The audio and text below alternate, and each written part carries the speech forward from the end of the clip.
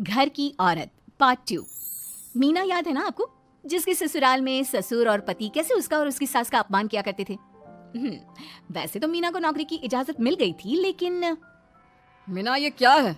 खाना अभी तक नहीं बना। कब से मैं यहाँ बैठा हूँ कि नाश्ता कर लूँ। बस 2 मिनट, वो ऑफिस की एक ईमेल करनी है। तभी ससुर जी आ जाते हैं। मैंने कहता था जिस दिन ये फीमेल ईमेल करने लगेगी घर नहीं चलने वाला। तभी सास हाथ में नाश्ते की प्लेट ले आती है। ये लो, सभी उपमा खाओ। गर्मा गर्म स्वादिष्ट उपमा देखकर वाह माँ जी, 2 मिनट में ये कमाल, क्या बात है। वो आता है ना रेडी टू ईट वाला पैकेट, वही बनाया है। स्वाद बता बहू कैसा है। कल तक जो बीवी पति के नाम से ही कांपती थी, बहू के आ जाने के बाद कैसे उड़ रही है, ये देखकर ससुर जी को आ जाता है गुस्सा। हाँ, पैसे तो पेड़ पर उगते हैं ना, या तेरा बाप दे जा रहा है जो बैठे बैठे पैसे खर्च कर रही है। अरे जरा शरीर चला लिया कर, वरना पता है ना जब मेरा हाथ पड़ेगा तो कैसे काम करती है तू। बहू बेटे के सामने खुद का अपमान सास बर्दाश्त नहीं कर पाती और रोती हुई कमरे में चली जाती है। क्या पापा, क्या जरूरत थी माँ से ऐसे बात करने की? सुबह से कुछ नहीं खाया है, अब जब खाना आया तो रुला दिया आपने। चलिए देखते हैं माँ कहाँ गई। मेरी जूती भी ना जाए उस पागल औरत को देखने। अरे क्या गलत कहा मैंने? बस यही ना कि भाई पैसे बचाओ। अरे कमाने बाहर निकले ना तब पता चले कि कैसे हड्डी गल जाती है। बात तो सही कह रहे हैं पिताजी, माँ को तो बस पैसे उड़ाना आता है। अरे पर माँ ने तो सबके लिए नाश्ता ही बनाया था ना, कौन सा खुद के लिए गहने खरीदे थे। खैर, बहू समझ जाती है कि सारा मामला कमाई का ही है, क्योंकि सास कुछ करती नहीं, कुछ कमाती नहीं, तो ससुर जी उन पर हावी रहते हैं। फिर क्या था, अब थी बारी बहू की। माँ जी दरवाजा खोलिए, देखिए मैं उपमा लेकर आई हूँ, गर्मा गर्म खा लेते हैं। सास कमरा खोल देती है। सामने खड़ी होती है बहू, हाथ में उपमा की प्लेट लेकर। बहू सास की सूझी आंख देखकर समझ जाती है कि मामला गड़बड़ है। वो बात पलटते हुए कहती है, माँ जी वो आपकी काली साड़ी पर काला ब्लाउज है ना, वो प्लीज मुझे दीजिए। मुझे कल ना काली साड़ी पहनी, लेकिन कोई ब्लाउज ही नहीं है। सास बहू की बात में अपना गम भूल जाती है। हाँ हाँ बहू, क्यों नहीं, वो तो मैंने अपने हाथों से डिजाइन किया था। चल अभी निकाल कर देती हूँ तुझे।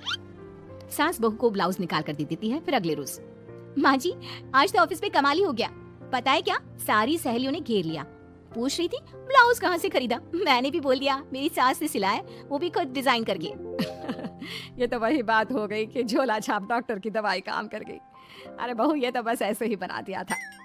लेकिन माँ जी आपको पता है, ये देखिए 2 लोगों ने तो मुझे कपड़ा भी दे दिया और नाम भी, सेम टू सेम डिजाइन का ब्लाउज बना दो, और बदले में ये 2000 रुपए। हाथ में 2000 देखकर सास की तो आंखें फटी की फटी रह जाती है। अरे बहू ये तो कमाल ही कर दिया, ये काम तो मैं कल तेरे ऑफिस जाने से पहले ही खत्म कर दूंगी। सच्ची माँ जी, कैसे इतनी जल्दी? अरे बहू वो बस नाप है ना, उसी के आकार का काट काट कर डिजाइन ही तो देना है। ये तो मेरे बाएं हाथ का खेल है। अगले रोज बहू ऑफिस जाती है और फिर शाम को 2 ब्लाउज ले आती है। अरे बहू क्या बात है, लेकिन इसकी डिजाइन। बहू फोन में सास को डिजाइन दिखाती है। अरे ये तो बच्चों वाला डिजाइन है, रुक अभी थोड़ी देर में ही दे देती हूँ। सास बहू को कपड़े सिल कर देती और बहू सास को रुपए। फिर एक रोज, माँ जी ये लीजिए कपड़े, लेकिन इसकी सिलाई मैंने ज्यादा ली है, वो क्या है ना हैवी काम है, तो मेहनत ज्यादा लगेगी ना आपको। अरे रहने देती बहू, मैंने कौन सी बुटीक खोली है। बहू को सास की बात में दम लगता है और वो कुछ सोचती हुई निकल जाती है। वो कमरे में बैठी होती है कि उसके ससुर की जोर जोर से चिल्लाने की आवाज आती है। फिर फिजूल खर्ची। अरे तुम्हारे जैसी बेकार नाकाम काज करने वाली औरत कब पैसे की कीमत समझेगी?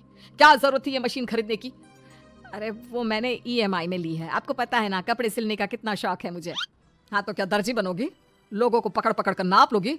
अरे कुछ तो शर्म करो। तभी बहू आ जाती है, उसके हाथ में चाबी होती है। माँ जी ये चाबी मैंने चौराहे में आपके लिए बुटीक खुला है, पैसा लोन से लिया है तो काम करके आप चुका देना। और हाँ माँ जी, कल उद्घाटन है तो 11 बजे दुकान में पहुंच जाना, पूजा में आपको ही बैठना है। ये सुनकर ससुर जी आग बुबला हो जाते हैं।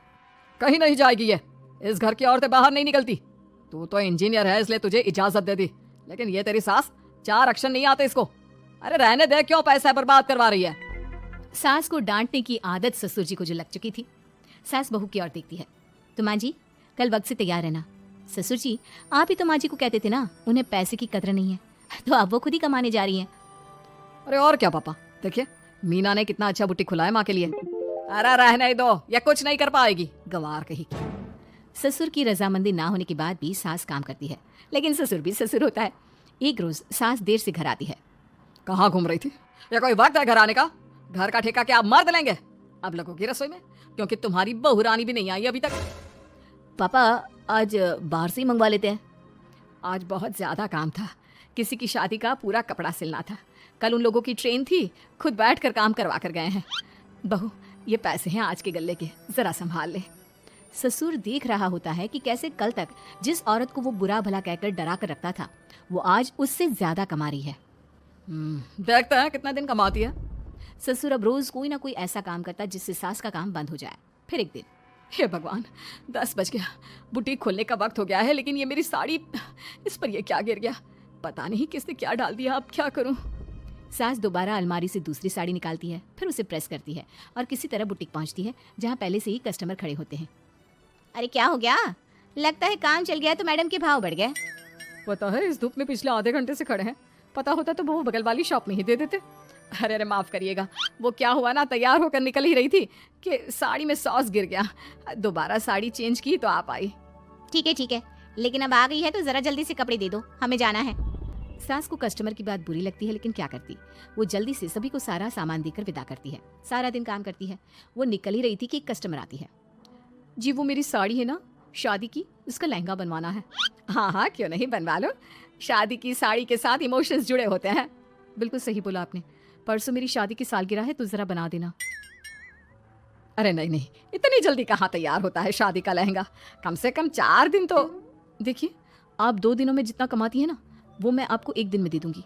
बस मेरी ये शादी की साड़ी का लहंगा बना दीजिए। सास को भी अब पैसे की लालच आ जाती है। वो सोचती है कि वैसे भी कोई अर्जेंट काम नहीं है तो वो मैनेज कर लेगी। अब ठीक है, नाप दे दीजिए। औरत नाप देकर वहां से चली जाती है। सास सोचती है कि घर जाकर रात में काम करेगी। ये सोचकर वो उस औरत की शादी की साड़ी घर ले आती है। वाह, अब काम घर पर भी ले आ रही हो।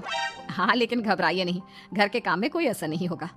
सास घर का काम करती है, बहू के साथ खाना बनाती है, खिलाती है और फिर। क्या बात है सासू माँ, बड़ी जल्दी जल्दी काम कर रही हैं आज। सास बहू को सारी बात बताती है। क्यों माँ जी, इतनी भी क्या मेहनत करना? अरे बात सिर्फ पैसे की नहीं है, बल्कि उस बेचारी औरत की इमोशंस की भी थी। ये उसकी शादी की साड़ी है ना। ससुर पास खड़ा सब सुन रहा था। अब देखो, बहुत काम करने का शौक है ना। कैसे भरे बाजार तुम्हारी दुकान, खुद तुम बंद करोगी। जब सास पूरी रात काम करके सुबह लेटती है, मौका देखकर ससुर कैंची से साड़ी को काट देता है। अगली सुबह, चलो, कल आधा लहंगा सिला था, आज पूरा करके शाम को ही उसे उसका लहंगा सौंप दूंगी। लेकिन ये क्या, सास जैसे ही लहंगा उठाती है, लहंगा तो फटा होता है। वहीं ससुर छुपकर सास को देख रहा था। हाय रे, ये किसने किया? ससुर छुपकर हंस रहा था। बहू देख लेती है और ससुर के पास जाती है। पिताजी, आपसे ऐसी छोटी हरकत की उम्मीद नहीं थी। आप खुद ही दुकान बंद करेगी। ससुर वहां से चला जाता है। सास भी वहां आ जाती है। वो समझ जाती है कि उसके पति ने ही साड़ी पर कैंची चलाई है। लेकिन फिर शाम को, जी वो मेरा लहंगा तैयार हो गया? हाँ जी, मैं तो कहती हूँ कि आप एक बार लहंगा पहन कर भी देख ले। औरत लहंगा पहन कर आती है और खूब खुश हो जाती है।